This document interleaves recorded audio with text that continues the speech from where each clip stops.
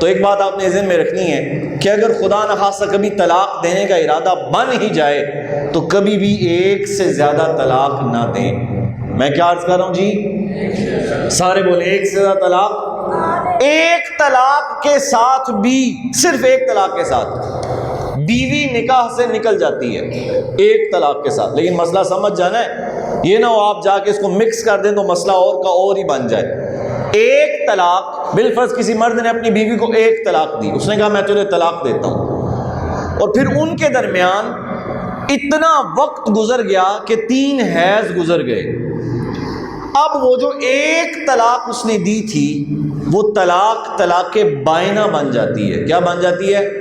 سارے بولیں کتنی طلاقیں دی تھیں؟ ایک ہی دی ہے، 2 3 نہیں، ایک طلاق دی اور اس کے بعد کتنا عرصہ گزرا؟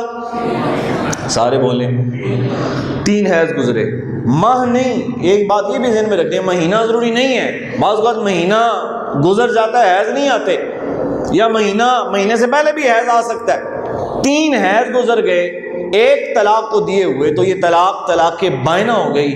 جب وہ طلاق بائنہ بنی تو اب یہ عورت اپنے شوہر کے نکاح سے نکل گئی۔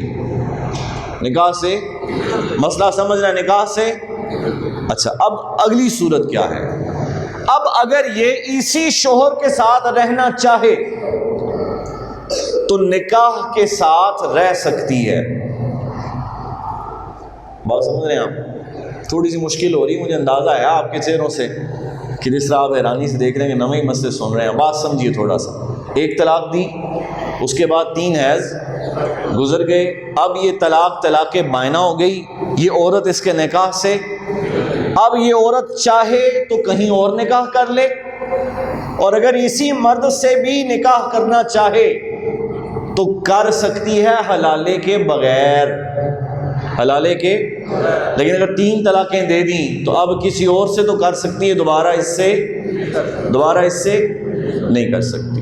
یہ طلاق کا ایک چھوٹا سا مسئلہ آپ کو سمجھایا ہے، اور یہ یاد رکھیے، نیا حق مہر اور نئے نکاح کے ساتھ وہ عورت اس کے ساتھ رہ سکتی۔ اور زندگی میں کبھی یہ مسئلہ پیش آئے تو کوشش کیجیے گا فیصلہ سنانے سے پہلے مسئلہ پوچھ لیجیے گا۔